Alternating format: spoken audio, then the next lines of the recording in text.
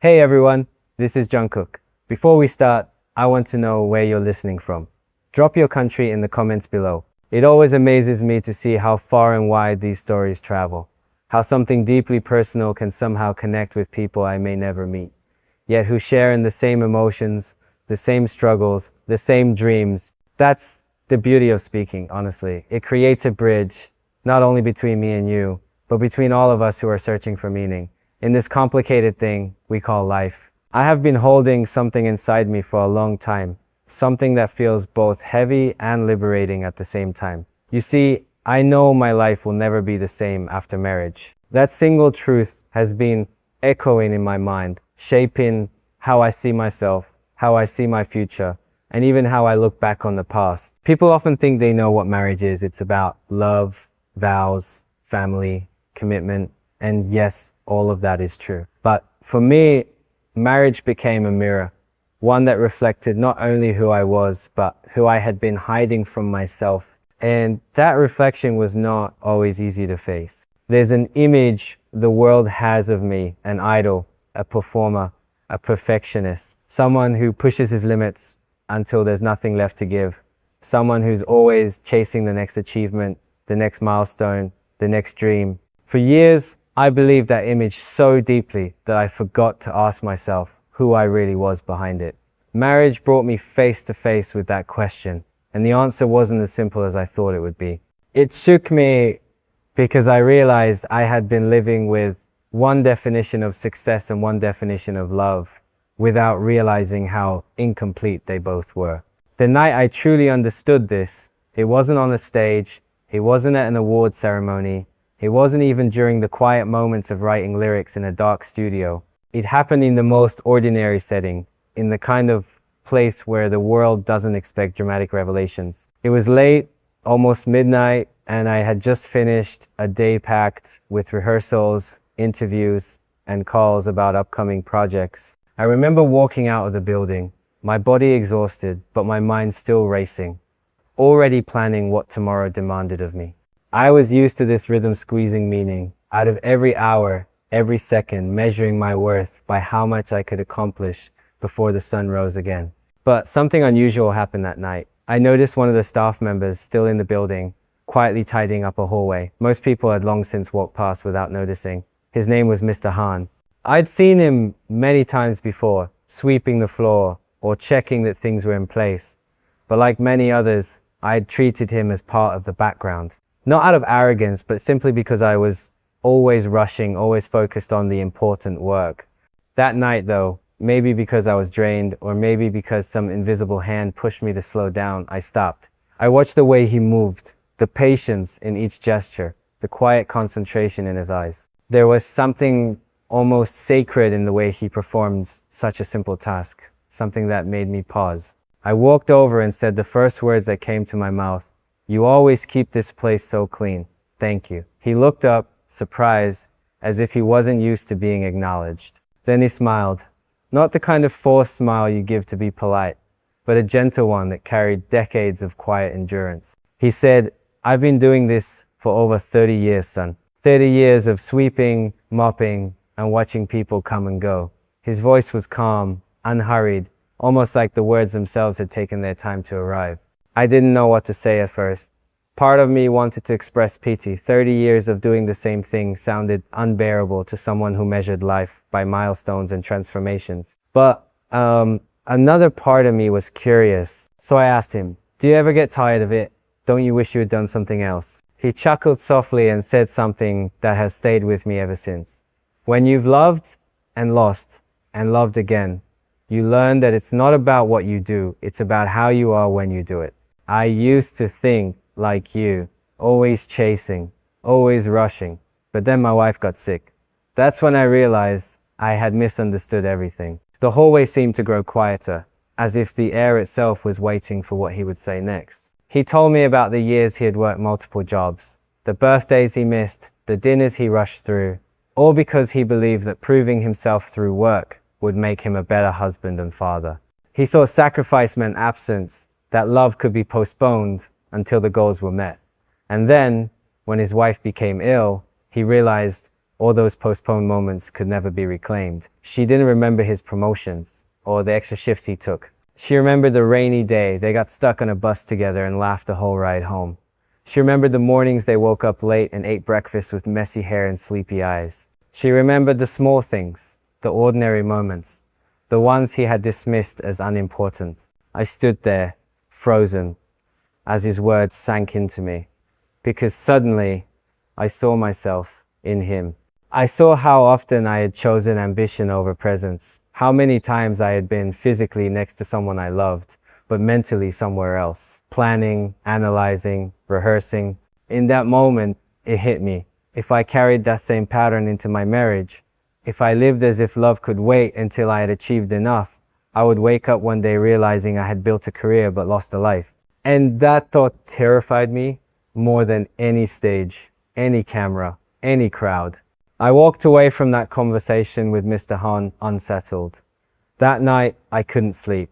His words kept replaying in my head, not as an intellectual idea, but as a wound I couldn't ignore. Was I mistaking success for meaning? Was I confusing love with performance, presence with perfection? The questions kept multiplying. I thought about how many times I had been with my members, with my family, with someone I cared about, and failed to give them my full self because I was always half distracted. I thought about how many memories I was creating that might someday feel hollow because I was too busy thinking about the next big thing. That night was the beginning of a shift in me, a slow, uncomfortable shift, but one that marriage forced me to confront more directly. Because when you stand beside someone and promise to build a life together, it's no longer just about you. It's about the moments you choose to be fully there, the memories you decide to prioritize, the presence you either give or withhold. And I realized I had been trained my entire life to withhold without even knowing it. Over the next days and weeks, I kept noticing patterns in myself. How often I checked my phone during conversations, how quickly I turned every interaction into something transactional, measured by what it could accomplish, how restless I became in silence, always reaching for the next distraction instead of simply being. I saw how I had lived like a machine, turning time into productivity, rather than as a human being capable of depth, connection, and presence. It was painful to admit this, but marriage demanded honesty, and honesty meant I couldn't hide behind excuses anymore. There's a quote Mr. Han shared with me that keeps ringing in my ears. The tragedy isn't failing to achieve your goals. The tragedy is achieving them all and realizing too late they were the wrong goals.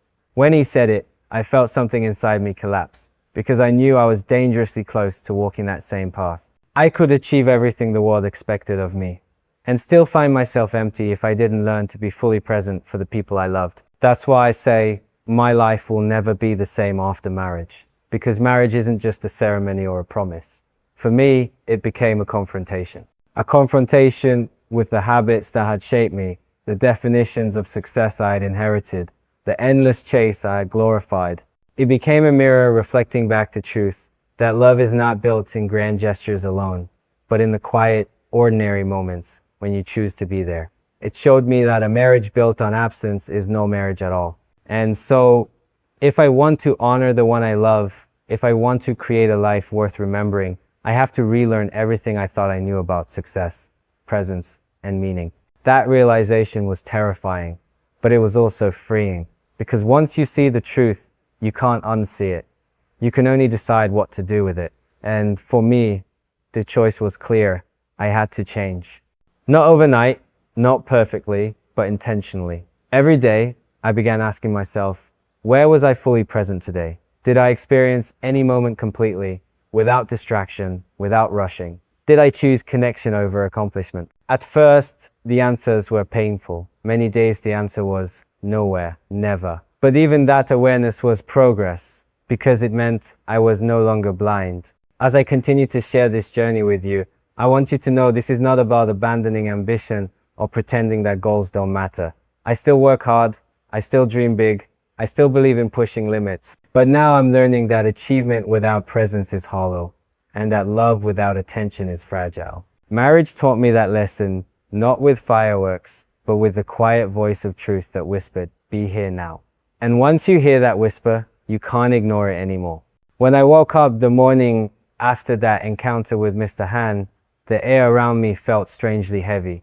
It wasn't the usual exhaustion from schedules or the lingering tension of rehearsals. This was something deeper, something that had settled into my chest overnight. I tried to brush it off the way I usually did by drowning myself in routines, by filling the silence with music and movement, but the more I pushed forward, the louder the questions inside me grew. Marriage had already been changing the way I looked at my life, but his words sharpened the contrast, making it impossible to ignore what I had been afraid to face. I sat on the edge of my bed that morning, staring at the wall. For years, my mornings had been measured by alarms, by the precise timing of workouts, by vocal warm-ups scheduled to the minute. But that day, I let the routine slip. I didn't rush to lace up my sneakers or check the list of things waiting for me. Instead, I thought about presence, about what it meant to give yourself fully to a moment, the way Mr. Han had described doing for his wife. And then I thought about marriage not as a ceremony or an announcement to the world, but as a commitment to be present for someone else's life as much as your own. That thought scared me more than any stage ever had, because I knew how hard presence was for me. I knew how many years I had lived without it. When you live in the spotlight, people imagine your life as extraordinary. And yes, there are extraordinary moments, the roar of a stadium, the golden glow of awards, the surreal sight of your name lighting up screens. But what they don't see are the invisible costs, the hours spent planning instead of experiencing, the way you start to see every conversation, every friendship, every interaction as part of a schedule rather than a gift. It's not that you mean to reduce people to tasks. It's just the only way you know how to survive in an industry that demands everything. And somewhere along the way, you forget that survival isn't the same as living. That's where marriage forced me to stop. It was as if the universe was saying, enough. You can't keep racing without learning what you're racing for. You can't promise to build a life with someone if you don't even know how to live in your own. The truth is, before marriage, I thought love was about sacrifice. Sacrifice of my time, my energy, my comfort. I believed that as long as I kept giving, as long as I kept pushing, I was proving my devotion. But the night I talked to Mr. Han and the mornings that followed showed me that sacrifice without presence isn't love. It's absence dressed up as devotion. It's choosing to give the world your best while offering the person you love only the leftovers of your energy. And deep down, I knew that wasn't enough. One memory kept flashing in my mind, a memory I had tried to bury because of how much it hurt. It was a birthday not mine, but someone I cared deeply for. We had planned a small dinner, nothing elaborate, just a chance to be together in a rare pocket of normalcy. I had promised to be there on time, but as the day unfolded, one urgent meeting bled into another. One rehearsal stretched longer than expected, and before I knew it, I was hours late. By the time I walked through the door, the candles had burned down to nothing, the food had gone cold, and the smile I had hoped to see had been replaced with a look I'll never forget, not anger, not disappointment, but something quieter, sadder. It was the look of someone realizing that they would always come second to my ambition. I tried to explain, tried to justify, but inside I knew the truth. I had chosen absence again, and no excuse could erase that. That memory haunted me as I thought about what marriage demanded. How many more birthdays would I miss if I didn't change? How many quiet evenings would slip away unnoticed because I was too busy chasing the next achievement? I didn't want to wake up 10 years from now beside someone who felt invisible in my presence. I didn't want love to become another casualty of my obsession with progress. So I began to imagine a different way of living, not less ambitious, but more balanced. A life where love and presence weren't afterthoughts, but foundations. It wasn't easy. The habits of a lifetime don't disappear just because you've had one revelation. The first time I tried to put away my phone during dinner, my hand twitched with the urge to check notifications. The first time I promised to leave the studio early, my mind screamed that I was wasting time. The first time I looked into someone's eyes and forced myself not to think ahead to tomorrow, the silence felt unbearable. But slowly, painfully, I realized this was the work marriage required. Not just showing up physically, but training myself to be fully there, heart and mind, even when every instinct told me to run back to the comfort of schedules and goals. I remember one evening when the lesson hit me in the simplest way. We were sitting together, no cameras, no lights, no audience, just us, sharing a meal. The food wasn't anything special, just something quick we had cooked at home. Normally, I would have rushed through it, thinking about the next practice or the lyrics I hadn't finished. But that night, I made myself slow down. I noticed the way the light from the kitchen lamp softened the room. I noticed the sound of laughter, the way it filled the space with warmth. I noticed the way time seemed to stretch, not because we were doing anything remarkable, but because I was finally there for it. And in that moment, I realized something profound. Presence turns the ordinary into the extraordinary. It transforms a simple meal into a memory that lingers longer than any trophy or milestone. That's when I began to understand what Mr. Han meant when he said his greatest regret wasn't failing to achieve, but failing to be present. His wife hadn't wanted his accomplishments, she had wanted him. And that's exactly what marriage was teaching me. That the people we love don't need us to be perfect. They don't need us to be extraordinary. They just need us to be there, fully there. And for someone like me, that was the hardest, but also the most necessary lesson. Of course, the world doesn't stop demanding.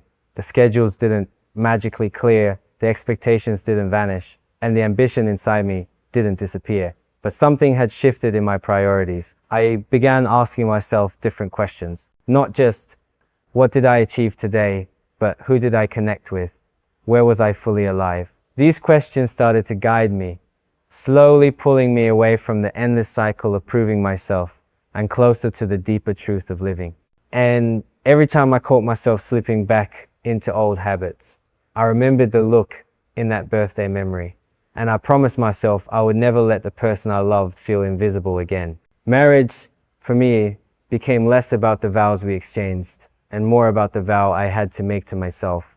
To be present, to show up fully, to treasure the moments that cannot be measured by charts or headlines. And that vow has changed me in ways I never imagined. It's not easy. I stumble, I fail, I forget. But each time I return to the lesson, I find myself becoming someone I recognize more clearly. Not the idol the world expects, but the man who can look at his life and say, I was there, I lived it. And so when I say my life will never be the same after marriage, it's not a cliche. It's a truth that cuts through me every day. Because marriage stripped away the illusions I had built around success and showed me the raw, undeniable fact that love demands presence, and presence is the hardest but most beautiful work I will ever do.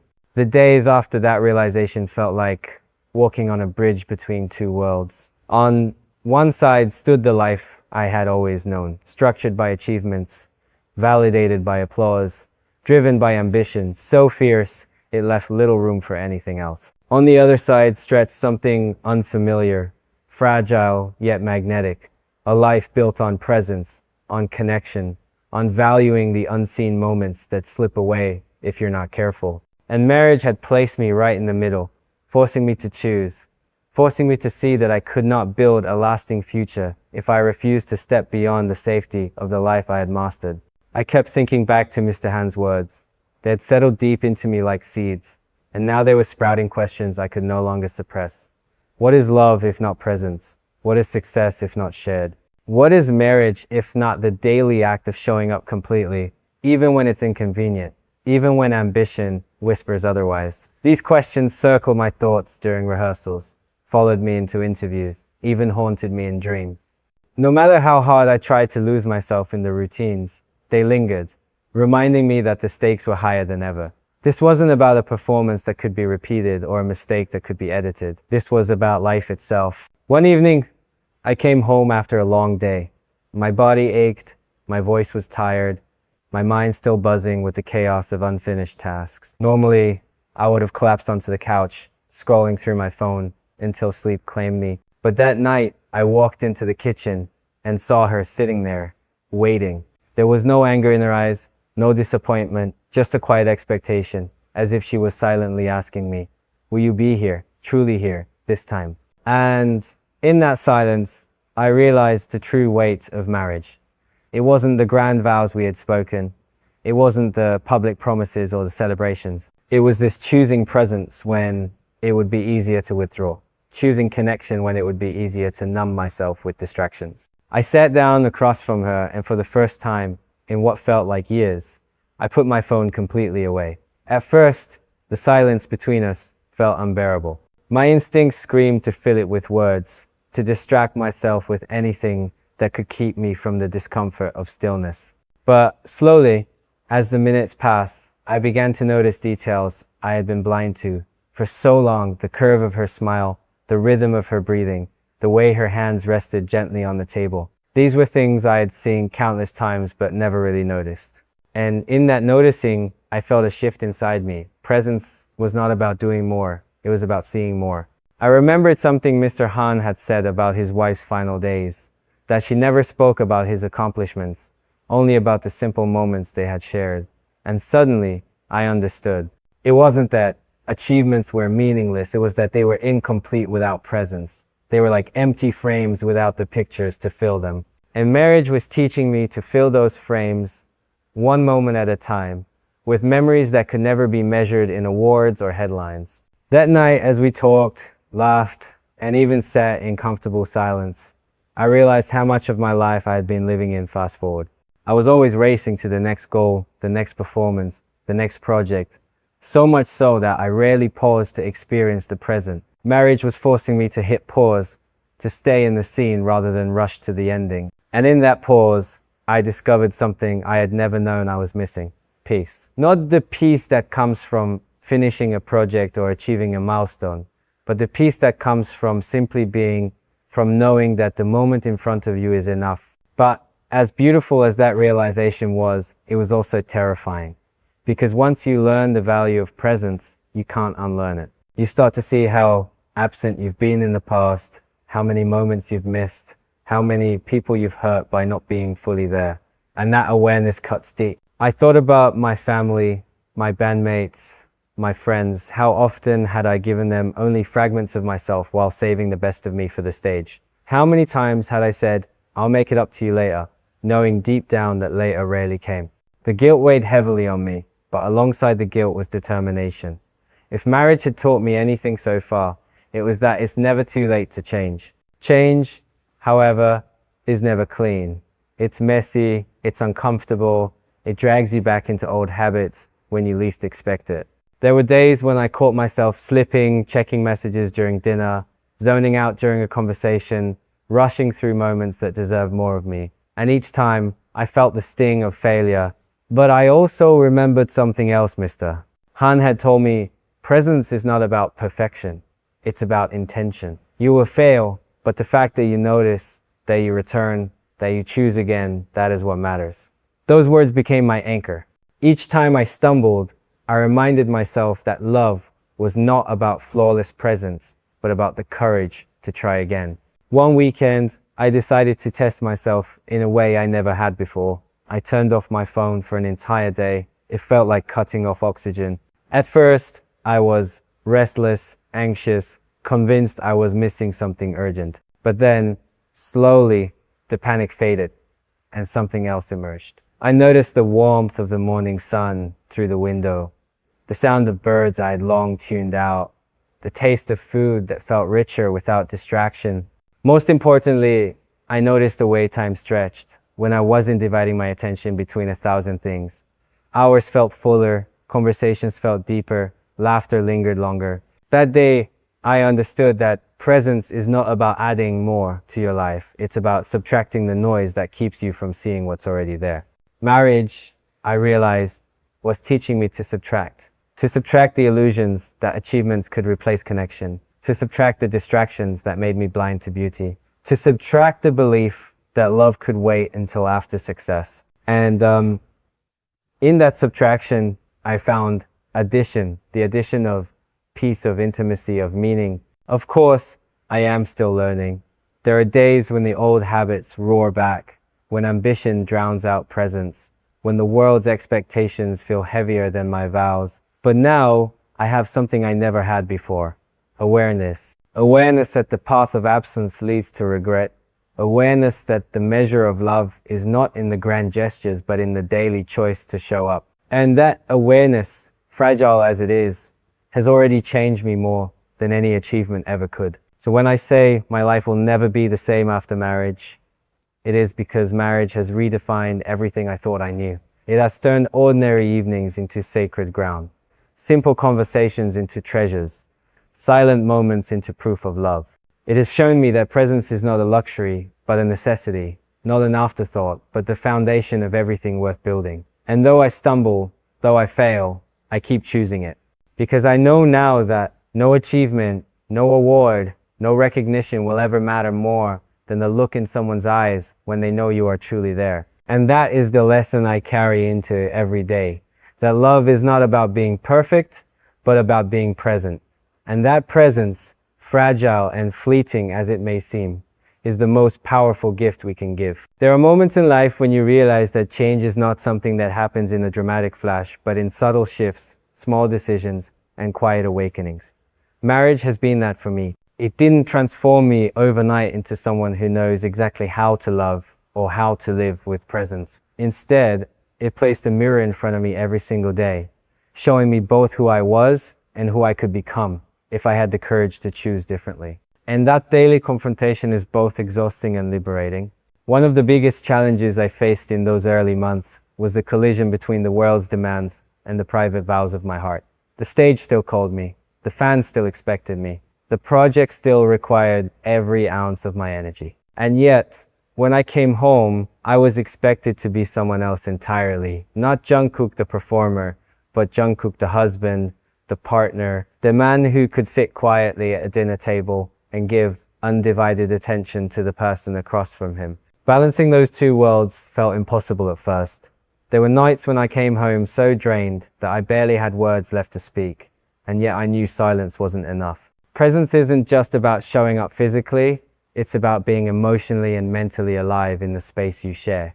I remember one evening vividly. I had just returned from an international flight, my body still trapped in a different time zone. My mind was a fog of exhaustion, but as I stepped into the apartment, I saw her waiting with 2 bowls of soup steaming on the table. She smiled, and I could tell she had been waiting, holding back the moment of eating until I arrived. Everything in me wanted to collapse into bed, to postpone connection for another day. But then I heard Mr. Han's voice echoing in my head. Presence is not about convenience, it's about choice. So I sat down, forcing my eyes open, and I listened. At first, it felt like work, like dragging my soul into a body that refused to cooperate. But then something shifted. The warmth of the soup, the softness in her voice, the way the room seemed to glow with simplicity, it all began to restore me. And in that restoration, I learned something new. Presence doesn't just give to others, it heals you too. That night changed how I saw the balance between my two worlds. I realized that I didn't need to choose between being an artist and being a husband. What I needed was to understand that each role required something different from me, and that the success of one didn't have to mean the failure of the other. In fact, the more I learned to be present in my personal life, the stronger and more grounded I became on stage. There was a richness in my performances that hadn't been there before, a depth that came from knowing that I wasn't just performing for validation, but living for connection. Still, the pull of old habits was strong. There were countless times when my phone buzzed during conversations, and instinctively, my eyes darted toward the screen. Each time, I had to fight the reflex, to remind myself that the world could wait, while this moment could not. It was humbling to realize how addicted I had become to urgency, how I had trained myself to value immediacy over intimacy. Marriage exposed that addiction like a harsh light in a dark room, but rather than shame me, it invited me to heal. Because healing, I learned, is not about pretending the wound doesn't exist, but about learning how to tend to it every day. There were also moments of failure, times when I slipped back into absence, when I forgot the vow I had made to be fully there. One evening, I found myself half listening to her as my mind wandered to the choreography I needed to perfect for an upcoming performance. She noticed, of course. The human heart always notices absence, even when no words are spoken. She didn't scold me, but the quiet disappointment in her eyes cut deeper than any criticism ever could. That night, as I lay awake beside her, I realized that presence is not something you can fake. You are either there or you are not, and love deserves nothing less than the truth of your full attention. So I began to create small practices, rituals that anchored me in the present. I started journaling each night, asking myself where I had truly been alive that day and where I had failed to show up. Some nights, the pages were filled with regret. Other nights, they carried the quiet joy of remembering laughter shared, meals savored, or silence embraced. Over time, this practice became a compass, guiding me toward the kind of life I wanted to build. And slowly, the scale began to tip, not because I had eliminated ambition, but because I had learned to place it in its rightful place as a servant of my life rather than its master. One of the most surprising discoveries was how presence deepened not only love but creativity. In the past, I had believed that the only way to create was to push harder, to work longer, to sacrifice more. But when I began to allow myself moments of stillness, when I truly gave my mind and heart space to rest and connect, I found that new ideas flowed more naturally. Lyrics carried more emotion, melodies carried more truth, performances carried more authenticity. It was as if presence had unlocked a part of me that ambition alone could never reach. And I began to see that what made my art resonate wasn't just technical perfection, but the authenticity of a life being lived fully. There was another lesson, perhaps the hardest of all, learning to forgive myself. Because the truth is, I will fail again. I will miss moments. I will slip back into distraction. But marriage has taught me that love is not about flawless performance, it is about returning.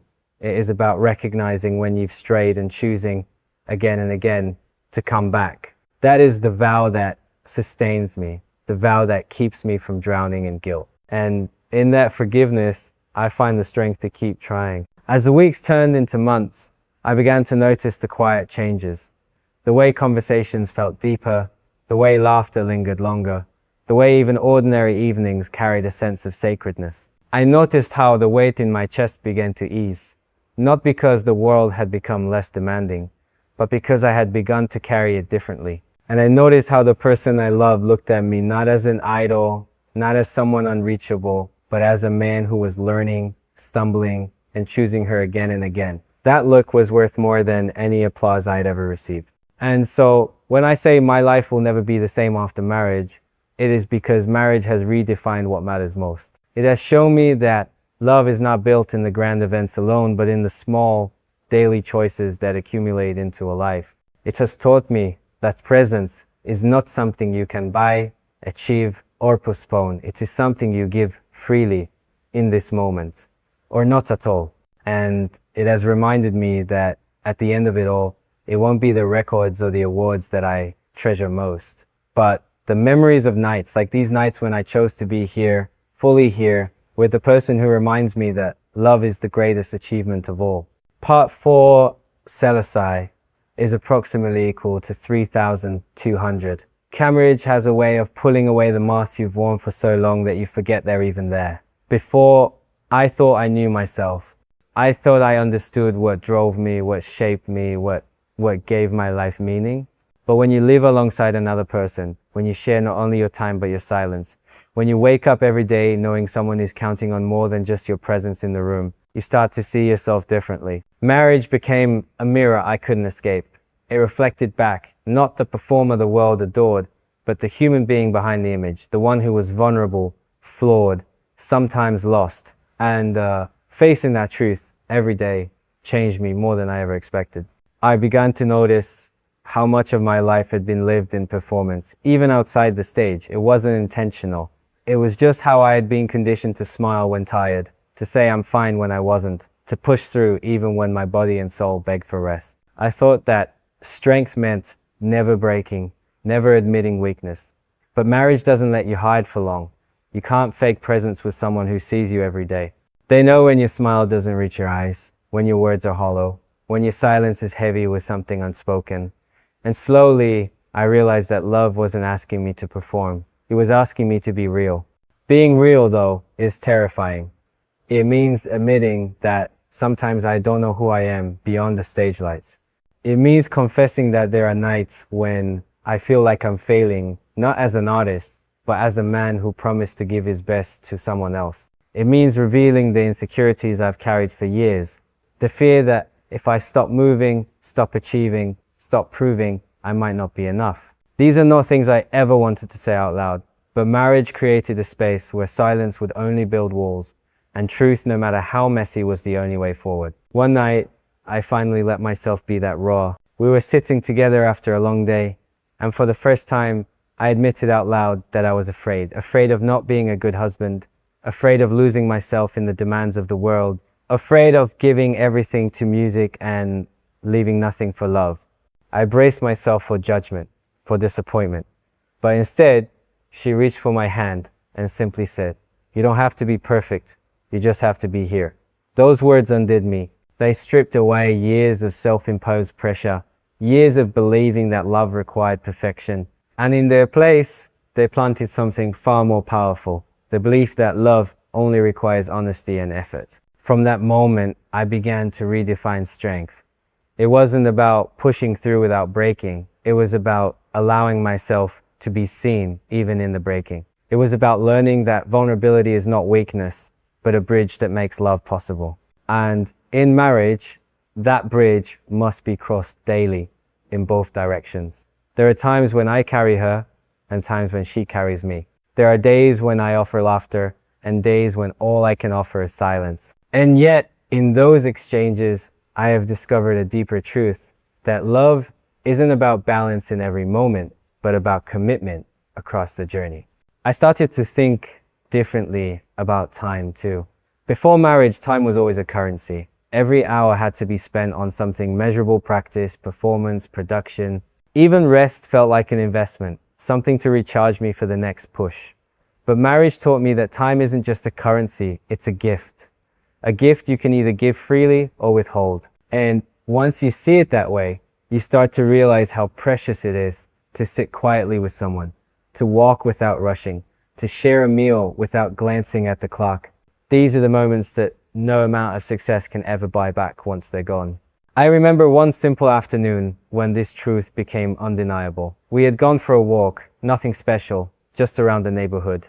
There were no fans, no cameras, no schedule pressing against us, just the sound of our footsteps, the breeze brushing against us, the way the world seemed to slow down. At first, my mind tried to wander, calculating the hours, wondering what I could be doing instead. But then I caught myself, took a deep breath, and chose to stay. And in that choice, the ordinary became extraordinary. The laughter we shared, the small observations about the world around us, the simple joy of walking side by side, those are the memories that stay etched deeper than any award ceremony ever could. Marriage kept reminding me life is not made up of grand achievements strung together. It is woven from ordinary threads, the dinners, the walks, the shared silences, that together form a tapestry more beautiful than any single triumph. And yet, for so long, I had been blind to those threads, dismissing them as insignificant. Now, I see that they are the very fabric of love. Of course, there are still days when I falter, when I fall back into the rhythm of chasing rather than being. But now, the difference is that I notice. I notice the weight in her eyes when I drift away. I notice the emptiness in myself when I let presence slip through my fingers. And each time I return, because that is the vow I made, not to be perfect, but to keep coming back again and again to the truth that love is lived in moments, not milestones. I also began to understand something else, that marriage isn't just about the two of us. It ripples outward into every part of my life. The lessons I learn about presence and vulnerability don't stay confined to our home. They shape how I interact with my family, my friends, my bandmates, even my fans. When I stand on stage now, I don't just see an ocean of faces. I feel the weight of connection, the responsibility to be fully there in that moment, not as a performer proving his worth, but as a human being sharing his heart. And strangely, it is in embracing that humanity that I have found a new kind of artistry, one that doesn't strive for perfection, but for authenticity. So when I say that my life will never be the same after marriage, it's not only because of the love I share with one person, it's because that love has reshaped how I see everything else. It has taught me that presence is the foundation of every relationship, that vulnerability is the bridge to every connection, that time is the most sacred gift we can give. And it has reminded me that at the end of it all, it won't be the records, or the numbers that matter. It will be the moments when I chose to show up fully, imperfectly, but honestly. And that truth, fragile and powerful all at once, is what I carry with me every day. It is what guides me when the world demands more than I can give. It is what anchors me when ambition threatens to steal my presence. It is what whispers to me in the quiet of the night, be here, this is what matters. There are seasons in life when lessons come softly, like whispers carried by the wind. And then there are seasons when they arrive like storms, shaking everything you thought was secure, forcing you to rebuild on stronger ground. Marriage gave me both. The quiet lessons of presence and vulnerability were like gentle waves reshaping the shoreline of my life. But then came the storms, the moments when my old self collided violently with the man I was trying to become. And it was in those storms that I truly understood how different my life had become and how much further I still had to go. One of the storms began with something small. It was an evening like any other. I had promised that I would be home for dinner. It wasn't a grand promise, just a simple one. But those are often the hardest to keep because they demand consistency, not heroics. The day had been long, the meetings endless, and as the hours slipped away, I felt the old habit rising in me, the voice that said, "They'll understand. Work is important. Just one more task." And before I knew it, the clock had stretched past the time I was supposed to leave. By the time I finally walked through the door, the food had cooled, and she was sitting there quietly, her eyes filled, not with anger, but with resignation. That look cut deeper than any words could. I tried to explain. I tried to justify. I spoke about deadlines, responsibilities, the weight of expectations. But even as the words left my mouth, they felt hollow, because the truth was simpler. I had chosen absence again. I had chosen to believe that success could be substituted for presence, that tomorrow would always be there to make up for today. And standing in that kitchen, I realized I was repeating the same mistakes I'd sworn to change. That night, we argued, not loudly, not with harsh words, but with the kind of quiet intensity that reveals the cracks beneath the surface. She asked me what marriage meant to me, whether it was just a title or a true commitment to build a life together. I wanted to answer quickly, to defend myself, but for once, I stayed silent. Because the truth was, I didn't have a clear answer. I was still learning, still stumbling, still caught between the man I had been and the man I wanted to be. And in that silence, I felt both shame and clarity. Shame that I had failed again. Clarity that if I didn't change, I would lose something far more precious than any success could ever give me. The next morning, I woke with a heaviness I couldn't shake. But instead of running from it, I sat with it. I asked myself the questions I had been avoiding. What do I value more, the applause of strangers or the quiet trust of the person who shares my life? What is the point of success if I can't even keep the smallest promises at home? What will matter more when I look back on my life, the meetings I attended or the dinners I missed? These questions pierced me, and for the first time, I wrote them down in my journal. Not to answer them immediately, but to remind myself that they deserved answers, lived out, not just spoken. Over the following weeks, I began to practice something new. Boundaries. It was a word that had always felt foreign to me, almost selfish. In my world, you give everything time, energy, attention, because that's what it means to be dedicated. But I began to see that without boundaries, there is no balance. Without boundaries, everything spills over until nothing feels whole. So I started small. I chose specific times when I would put my phone away, no matter what. I chose moments when I would leave the studio, even if the work wasn't perfect. I chose to say no to certain requests, not because they weren't important, but because something else was more important. At first, the guilt was overwhelming. Every no felt like a failure, every missed opportunity like a betrayal of ambition. But then I began to notice something remarkable. The moments I gained in return, the conversations uninterrupted, the meals shared without distraction, the evenings spent simply existing together, these moments filled me in a way achievements never had. And slowly, the guilt began to transform into gratitude. Gratitude that I was finally learning to live a life that wasn't just productive, but present. Still, the storms returned. Old habits don't die easily, and there were times when the pull of ambition dragged me back into absence. But each time, marriage became the anchor that pulled me back. Each time I looked into her eyes and saw the truth reflected there, I was reminded that love is not built on perfection, but on persistence.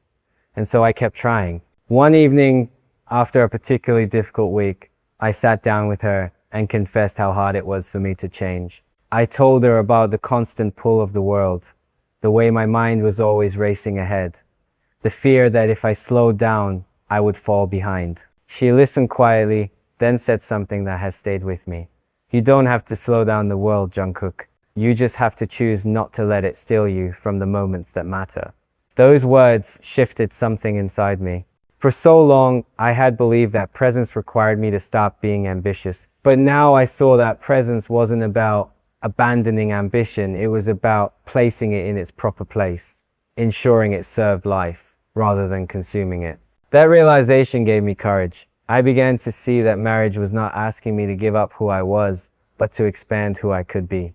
To be both ambitious and present, both dreamer and husband, both performer and human. It wasn't about choosing one over the other, but about weaving them together into a life that was whole. And that wholeness, fragile as it was, began to bring a new kind of peace. One night, as I lay in bed beside her, I thought about the future. I thought about the children we might one day raise, the home we might one day build, the memories we might one day treasure. And for the first time, I realized that these dreams mattered more to me than any stage, any award, any headline.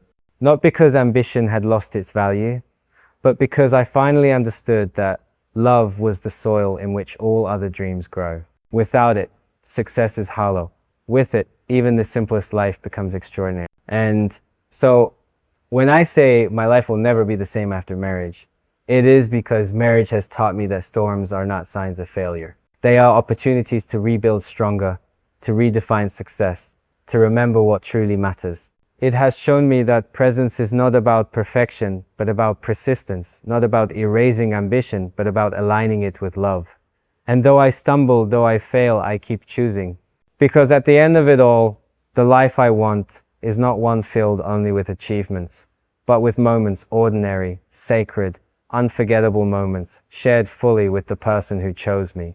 When I look back now, I realize that the lessons of marriage do not arrive all at once. They come in layers, each one peeling back another illusion I had about myself, about love, about what it means to truly live. By the time I reached this stage of my journey, I had already learned about presence, about boundaries, about the storms that test your vows. But marriage had more to teach me. It began to reveal that love is not only about showing up in the easy moments, it is about choosing to stay, even when everything in you wants to run. There was a night that tested me more than any stage or performance ever had. I had been working on a project that demanded everything from me. The hours were long, the pressure relentless, the weight of expectations heavier than I could bear. By the time I came home, I was empty, not just tired, but drained in a way that made me feel hollow inside. I walked through the door and saw her waiting for me, and instead of feeling warmth, I felt irritation. Irritation that someone needed more from me when I had nothing left to give. I wanted to retreat into silence, to hide behind the excuse of exhaustion. But marriage doesn't give you that luxury. Marriage asks you to bring even your emptiness to the table, to share even when you have nothing polished to offer. That night, I failed. I snapped. Not with cruel words, but with a tone sharp enough to wound. The look in her eyes was enough to break me. It wasn't anger, it was hurt. And in that hurt, I saw the reflection of my own failure, not as a performer, not as a man chasing dreams, but as a husband who had promised to love fully. I retreated to another room, sat in the dark, and felt the weight of my own shortcomings. For years, I had believed that love was proven in grand gestures, in sacrifices that looked impressive from the outside. But in that moment, I realized love is tested in the smallest exchanges, in the tone of your voice, in the patience you extend when tired, in the choice to stay gentle when everything inside you feels raw. It took me hours to gather the courage to return. When I finally did, I apologized not with excuses, not with justifications, but with the raw truth that I had failed to love well in that moment, that I had let exhaustion turn into absence. She forgave me, not instantly, not with a single word, but with the quiet grace of someone choosing to keep walking the journey together. And that forgiveness taught me something I'd never understood before. That marriage is not built on perfection, but on repair. It is built on the willingness to come back after failure, to mend what has been broken, to choose each other again and again. From that night forward, I began to see conflict differently. Before, I saw conflict as something to avoid, a threat to the harmony of love. But now, I saw it as an opportunity, a chance to grow, to deepen, to prove that love is stronger than the storms that try to tear it apart. Conflict, I realized, is not the end of love. Indifference is. As long as we cared enough to fight, to speak, to repair, there was hope.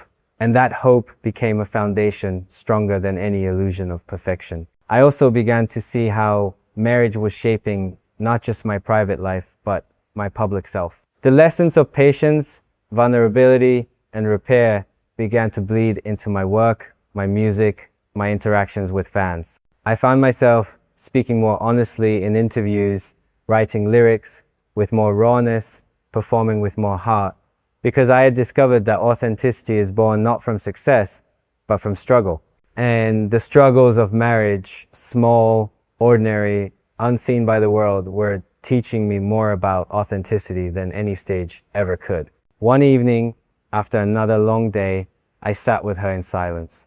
At first, I worried that silence meant distance, that we were drifting. But then I realized something profound. Silence can be presence too. Not all love is spoken. Sometimes it is in the quiet companionship, in the shared space where no words are needed, that intimacy grows deepest. That night, sitting side by side without saying a word, I felt closer to her than in many of our conversations. And I realized that love isn't always about filling space with sound. Sometimes it's about allowing space to simply exist together. As the months passed, I began to notice another transformation within myself. I started to value slowness. This was shocking to me. Someone who had built his life on speed, on pushing, on rushing to the next thing. But marriage taught me that slowness is not laziness. It is depth. It is the willingness to linger, to savor, to allow moments to unfold without forcing them. I found joy in the slow mornings, in cooking together without rushing, in watching the sunset without checking the time. And in that slowness, I discovered a kind of richness I had never known before. Of course, the old fears remained. The fear of not being enough, the fear of losing myself in love, the fear of failing the person I promised everything to. But now, instead of running from those fears, I began to share them. I learned that speaking my fears out loud didn't make me weaker. It made us stronger. Because love is not about pretending to be fearless. It is about choosing to walk through fear together. And each time I confessed my insecurities, I found not judgment, but understanding. That understanding became a safe place. A reminder that marriage is not about two perfect people, but about two imperfect people choosing to love through the imperfections. So when I say my life will never be the same after marriage, it is because marriage has taught me to embrace the storms as much as the calm, the failures, as much as the successes, the silence, as much as the words. It has taught me that love is not measured by how often we get it right, but by how committed we are to return when we get it wrong. It has shown me that presence is not only about being there in joy, but also about staying through discomfort, through conflict, through fear. And it has revealed to me a truth I never expected to learn, that the greatest gift marriage gives is not certainty, but the courage to keep choosing each other no matter what. The deeper I walked into marriage, the more I realized that love is not a destination, but a journey that reshapes you along the way. In the beginning, I thought the hardest part would be the vows, the promises, the ceremonies that announced to the world that I had chosen someone to walk with forever. But what I didn't understand then was that the real weight of marriage isn't carried in those public moments. It's carried in the quiet, unseen choices that no one else will ever witness. Those are the choices that shape you, that test you, that change you. There was a night when this truth became painfully clear. We had been through a rough week, filled with long rehearsals, late night calls, and endless distractions pulling me in every direction. I had promised that Saturday would be ours, a day untouched by work. But when Saturday arrived, my phone buzzed with messages I told myself I couldn't ignore. 1 hour turned into three, three turned into five, and by the time I looked up, the day I had promised was gone. I walked into the living room and saw her sitting there, the untouched plans scattered on the table, the silence heavier than any words could carry. That silence crushed me because it spoke the truth I didn't want to admit, that I had failed again to choose presence over ambition. I sat beside her, the weight of guilt pressing on my chest, and for the first time I said it out loud. I don't know how to stop. I don't know how to let go of the urgency, the fear that if I pause, everything I've built will crumble. The words came out like a confession, raw and trembling. She looked at me for a long time, then asked a question that pierced deeper than any criticism could. And what will it matter if you build everything but lose yourself and us in the process? That question echoed inside me long after the moment passed, because deep down, I knew the answer. It wouldn't matter at all. That night, I lay awake, staring at the ceiling, feeling the tension of two lives pulling at me. On one side, the world that had defined me, the schedules, the achievements, the relentless pace. On the other, the life I longed for, the one built on connection, presence, love. I realized that marriage wasn't asking me to abandon one for the other. It was asking me to integrate them, to find a way of living where ambition and love could coexist without one devouring the other. And that was the hardest lesson yet, because it required me to change not just my habits, but my heart. So I began an experiment. I started to treat presence as a discipline, the way I had treated music or fitness. I set aside time not only for practice and performance, but for love, for being, for slowing down, for noticing. At first, it felt unnatural, almost forced. But the more I practiced, the more it became part of me. I found joy in cooking together, in taking walks without rushing, in watching the seasons change through the window. These moments were not spectacular by the world's standards, but they were spectacular to me because they were real, unfiltered, alive. And slowly, I began to realize that presence is not something that happens to you. It is something you choose over and over until it becomes who you are. There was another night, months later, when I finally understood how far I had come. We were sitting on the balcony, the city lights glowing in the distance, the air cool against our skin.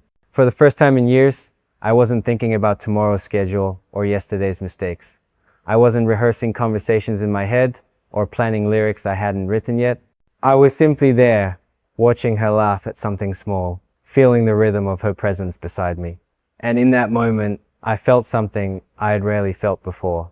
Peace. Not the fleeting peace of finishing a task or reaching a goal, but the enduring peace of knowing that this moment, this presence was enough. Marriage had taught me that peace doesn't come from control, but from surrender.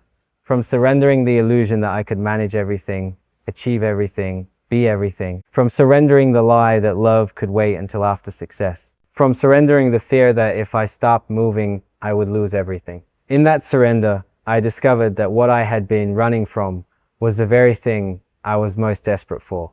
The quiet, ordinary beauty of being fully alive in love. Of course, I still stumble.